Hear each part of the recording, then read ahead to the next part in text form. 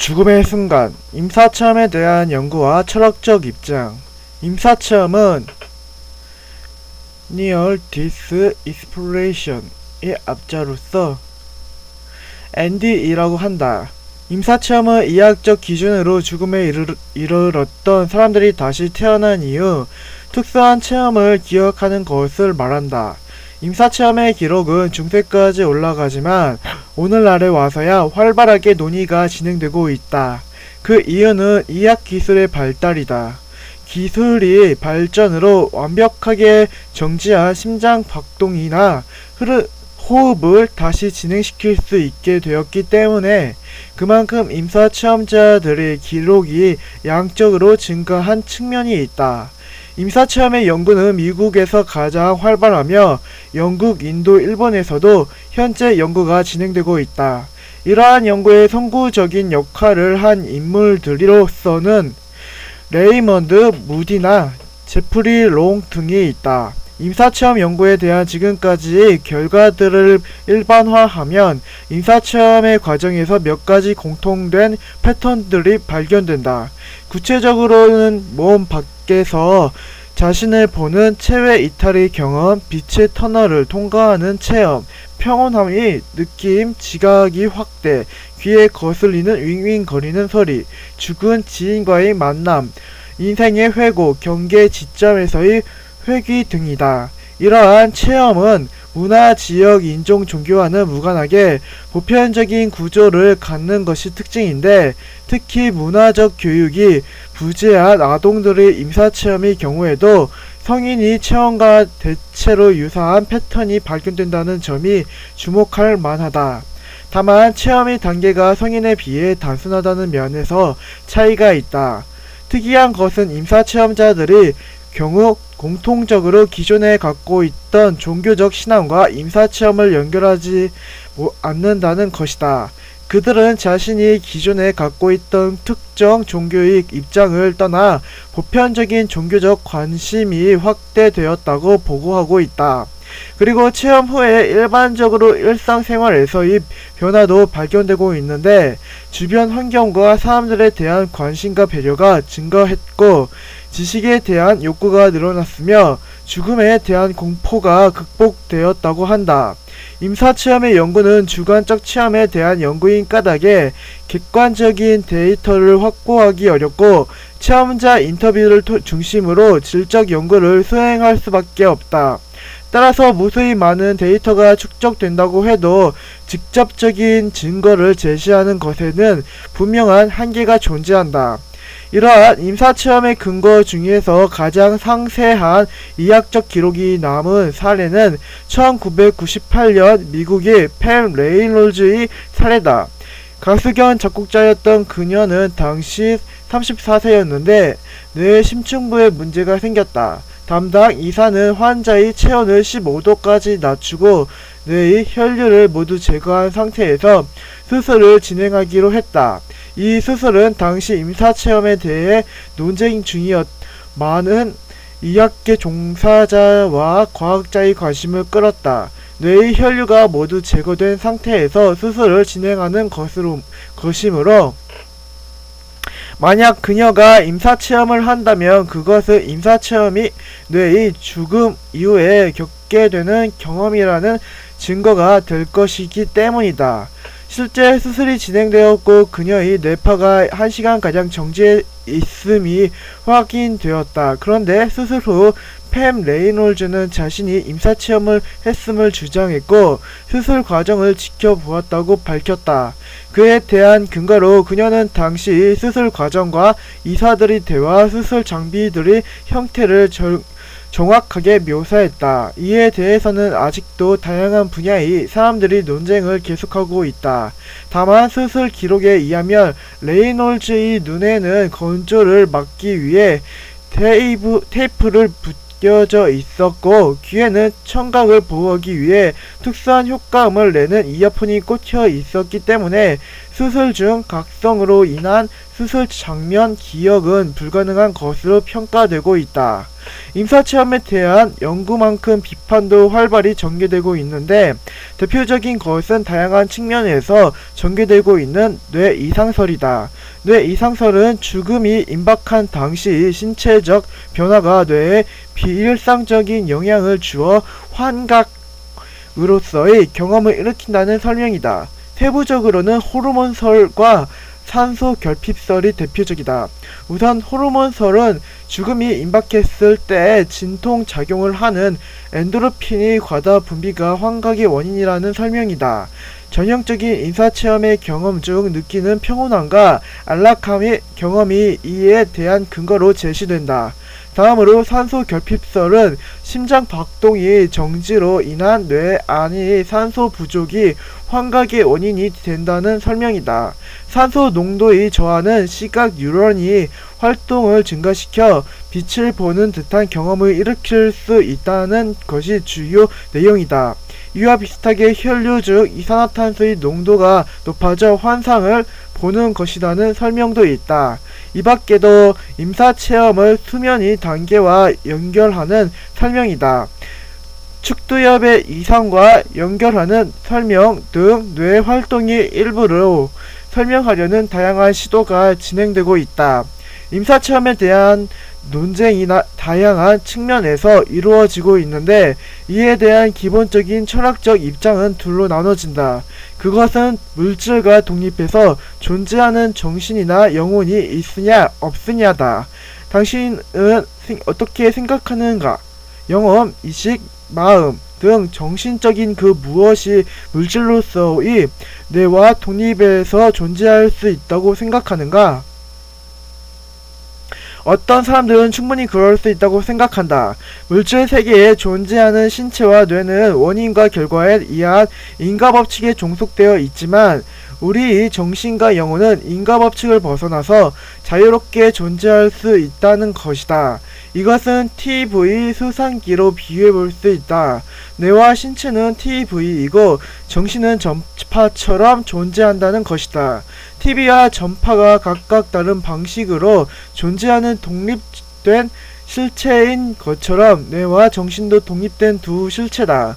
이러한 사고 방식을 물질과 마음이 두 가지 근원으로 존재한다는 의미에서 물심이원론이라고 한다. 반면 어떤 사람들은 정신이나 영혼이 단지 허상일 뿐이라고 생각한다. 영혼은 존재하지 않고 정신 역시 다만 뇌가 만들어내는 부산물이라는 입장이다. 이것이다. 이 입장은 증기기관차로 비유해 볼 수 있다. 정신은 증기기관차가 뿜어내는 연기와 유사하다. 연기는 증기기관차의 부산물일 뿐 열차를 실제로 움직이게 하는 실체가 아니다. 만약 증기기관차의 원리를 모르는 사람이라면 밖으로 뿜어져 나오는 연기가 중요한 역할을 한다고 생각할지도 모른다. 증기기관차에서 연기가 많이 나올 때 빠르게 달리고 연기가 적게 나올 때 천천히 달리니까 말이다. 하지만 실제로는 연기가 아무 쓸모도 없음을 우리는 이미 알고 있다. 인간의 정신도 물리적 뇌 활동이 부산물로 큰 의미가 없다는 것이 이 견해다. 이러한 견해는 정신을 물질로 환원해 물질이 존재만으로 모든 것을 설명한다는 점에서 물심이론론이라고 부른다. 그리고 비슷한 의미에서 독립된 정신을 부정하고 물질이 존재만을 인정한다는 점에서 유물론이라고도 한다. 임사체험과 관련해서 물심이원론은 독립된 정신의 존재를 인정하므로 임사체험이 실제 신체적 죽음 이후의 경험이라고 판단한다. 경험에 대한 기억과 인지활동은 물질적인 뇌가 아닌 독립된 정신과 영혼에 의해 가능하다는 설명이다. 반면 물심이론론과 유물론의 관점에서 임사체험은 완벽하게 뇌 이상설로 설명할 수 있는 현상이 된다. 이에 따르면 뇌를 넘어선 기억이나 인지는 불가능한 일이다. 임사체험에 대한 연구와 비판은 현재 진행 중이며 연구의 시작이 비교적 최근이라는 점에 비추어 보면 앞으로도 더 정밀한 통계와 과학적 비판이 추가될 것으로 기대된다. 다만 임사체험이 사실성을 강조하는 입장이나 이를 비판하는 입장이 모두 동의하는 것은 죽음이 임박했을 때 우리 뇌가 독특한 경험적 환경에 처한다는 것이며 제3자가 이해하기 어려운 체험자의 주관적인 심적 경험이 뒤따른다는 것이다. 죽음 이후의 4가지 가능성. 임사체험은 죽음의 순간에 우리가 무엇을 보게 될지를 알려준다. 그것이 환상이든 실제든 죽음의 과정 중 우리는 완벽히 주관적인 체험을 하게 될 것이다. 그렇다면 죽음의 순간이 지나면 그 이후에는 어떤 가능성이 펼쳐질까? 죽음 이후에는 무엇이 기다리고 있을까? 시간의 형태를 기준으로 고려할 때 죽음 이후의 가능성은 몇 가지로 제한된다. 가능성, 무. 첫 번째 가능성은 죽음이 시간에서 완전한 끝이라는 관점이다. 죽음이나 나의 정신과 의식은 완벽하게 소멸하고 환한 방에서 전등이 나가듯 갑자기 완벽한 무의 상태가 찾아오는 것이다. 죽음에 대한 이러한 관점은 현대 사회에서 일반적으로 받아들여지고 있으며 많은 과학자와 철학자가 고려하는 가능성이다. 이러한 죽음이 가능하기 위해서는 유물론적 관점이 정제되어 있어야 한다. 신체의 독립된 영혼은 존재하지 않고 정신이라는 현상은 다만 뇌의 물질적 조건이 충족될 때 필연적으로 나타나는 현상일 뿐인 것이다. 유물론적 관점은 물질적 기반이 충족될 때 나의 정신이 발현된다는 점에서 일반적으로 사후세계나 윤회의 가능성을 부정하는 견해처럼 보인다. 하지만 유물론적 관점은 실제로는 반대로 윤회나 영원 회귀를 인정하는 방향으로 귀결된다. 왜냐하면 나의 정신이 물질적 조건이 충족될 때 발생하는 무엇이라면 내가 죽은 후에 오랜 시간이 흘러 다시 특정한 물질적 조건이 충족된다면 그때에는 나의 정신이 반복해서 발현되어야 하기 때문이다. 이에 대해서는 잠시 후 윤회에 대해 이야기할 때 자세히 진행해보자. 가능성 2. 영원. 두 번째 가능성은 죽음 이후에도 삶과 시간이 계속된다는 것이다. 신체의 죽음 이후에도 영혼이나 정신은 소멸하지 않아서 새로운 경험을 계속한다는 견해다. 대표적으로 유대교, 그리스도교, 이슬람의 절대적 유일신교가 가지고 있는 사후관이 이것이다. 죽은 후에 천국에 갈 수도 있고 지옥에 갈 수도 있고 구천을 떠돌 수도 있겠지만 어쨌거나 새로운 경험이 발생하고 시간의 관점에서는 단절없는 시간의 지속이 유지된다. 이러한 사후관이 형성되기 위해서는 물질과 정신이 각각 독립된 실체라는 물심 이원론의 관점이 전제되어야 한다. 신체와는 독립된 개별자로서 영혼이 실제해야만 육신이 죽음 이후에도 나의 시간이 계속될 수 있기 때문이다. 가능성 3. 반복. 세 번째 가능성은 죽음 이후에 시간이 되돌아온다는 견해다. 탄생, 성장, 노년, 죽음이 다시 한번 반복되는 것이다. 이는 상대적 다신교인 베다 철학, 힌두교, 불교에서 말하는 윤회의 입장이다. 인간으로 다시 태어날 수도 있고 가축으로 태어날 수도 있지만 어쨌거나 시간의 관점에서는 시간이 돌고 돈다. 이러한 윤회의 가능성은 일반적으로 신체와 독립된 정신을 인정하는 물심 이원론의 관점이 전제되어야 한다. 하지만 독립된 정신을 인정하지 않는 유물론의 입장에서도 윤회를 설명할 수 있다. 쉽게 말해서 영혼이 있든 영혼이 없든 관계없이 윤회는 발생할 수 있다. 각각에 대해서 알아보자. 우선 물심 이원론의 입장에서 신체와 독립된 영적 존재가 있다고 가정해보자. 그러면 윤회란 영적 존재가 새 옷을 갈아입듯 새로운 신체로 들어가서 태어나는 것이라고 설명할 수 있다. 이처럼 물질로서의 육체는 변하고 죽지만 변하지 않고 죽지 않는 비물질적 존재로서 윤회는 주체를 상대적 다신교에서는 아트만이라고 한다. 특히 베다의 우파니샤드와 이를 계승한 브라만교, 힌두교에서는 불변하는 본질적 신체로서의 아트만의 존재를 인정한다. 그렇다면 이렇게 불멸하는 영적 존재로서의 아트만을 인정하지 않는다면 윤회는 불가능할 것인가? 아니면 그렇지 않다. 영적인 존재가 없이 변화하는 물질 세계만 있다고 하더라도 윤회는 발생할 수 있다. 실제로 윤회를 인정하는 불교에서는 베다나 힌두교와는 달리 고정된 실체로서의 아트만을 인정하지 않는다. 불교에서는 무아를 말하는데 여기서의 무아는 아트만이 없음을 의미한다. 그렇다면 상식적으로 모순되지 않는가? 어떻게 고정된 실체로서의 자아 혹은 영적 존재로서의 아트만이 없는데 도대체 무엇이 윤회를 할 수 있다는 말인가? 이에 대한 설명은 불교 내에서도 복잡하고 다양하게 전개되고 있다. 우리는 불교의 설명을 따라가는 대신 유물론적 관점에서도 논리적으로 윤회가 발생할 수밖에 없음을 도출함으로써 이에 대한 답에 접근하려고 한다. 유물론적 관점에서의 윤회에 대해 말하기 위해서는 우선 윤회의 주체가 무엇인지를 규정하고 진행해야 한다. 답부터 말하면 윤회는 나의 이식이 반복되는 것으로 설명될 수 있다. 이를 이해하기 위해서 물질과 독립된 영혼이 없다고 가정해보자. 영혼이 없다고 해도 부정할 수 없이 확실하게 존재하는 것은 세계를 보고 있는 나의 이식이다.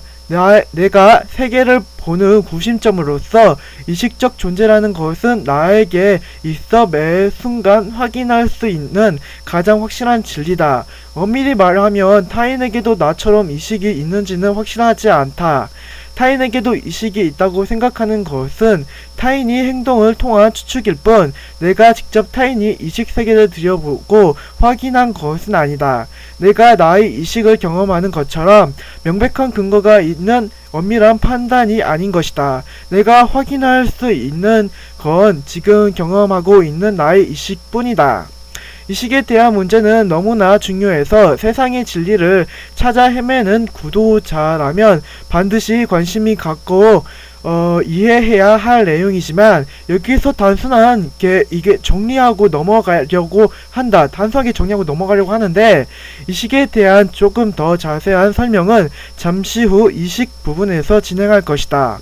여기서는 단지 눈앞의 세계를 구성할 수 있는 능력으로 규정하려고 한다.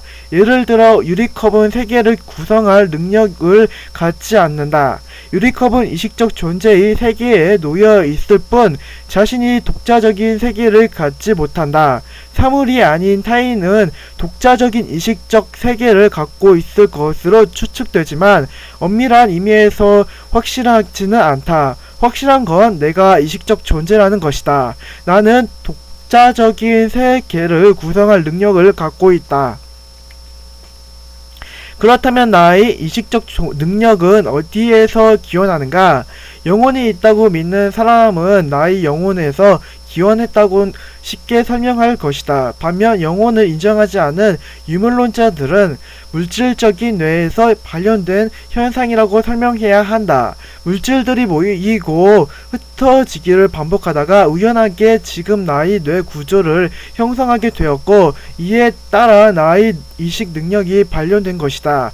어떤 물질적 구조가 타인의 이식 능력이 아니라 하필 나의 이식 능력으로 발현되는지는 알 수 없다. 다만 나의 이식 능력을 발현하는 물질적 조건은 아주 작은 확률이 아니라 가능한 스펙트럼이 매우 넓다는 점은 확실하다. 왜냐하면 나의 현재 뇌 구조와 유아기의 뇌 구조는 물질적 측면에서 현저하게 다르겠지만 그때나 지금이나 나는 동일하게 나를 중심으로 세계를 구성하는 이식 능력을 공유하고 있기 때문이다.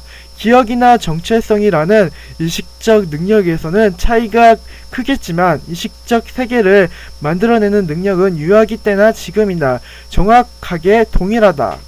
이식을 눈앞이 세계를 구성하는 이식적 능력으로 규정하고 이식적 능력이 발현 조건을 넓은 스펙트럼 안에서의 특수한 물질적 조건이 충족으로 본다면 이제 유물론적 측면에서의 윤회에 대해 충분히 설명할 수 있다. 내가 죽은 이후, 즉 물질이 소멸과 함께 이식적 능력을 상실한 다음에 우주가 존재하는 동안에 무한에 가까운 시간 속에서 다시 우연적으로 물질적 조건이 대략적으로 충족된다면 나의 이식 능력이 발현될 것이기 때문이다. 특히 인간의 뇌 구조는 일반적으로 유사하므로 과거 전체와 미래 전체의 인류의 뇌 구조의 다양성 안에서 지금 나의 뇌 구조가 유사하게 반복될 확률은 매우 높다. 즉 과거에도 미래에도 나의 이식 능력은 반복적으로 출현할 것이다. 이러한 이식 능력이 반복을 윤회라고 이름 붙인다면 윤회는 독특한 사건이 아니라 우주의 일반적 사건일 것이다. 석가모니는 윤회에 대해서 직접적인 언급을 피했으나 윤회를 인정한 기록이 남아있다. 그런데 또한 절대적이고 고정적인 아트만을 부정했다. 이러한 측면을 모두 만족하는 설명은 물질의 반복으로서의 환생에 대한 유물론적 설명이 가장 적절해 보이기도 한다. 석가모니가 실제로 유물론적 윤회를 염두에 둔 것인지 확인할 방법은 없다. 다만 이와 비슷한 생각은 니체의 영원 회귀의 관념에서도 찾아볼 수 있다.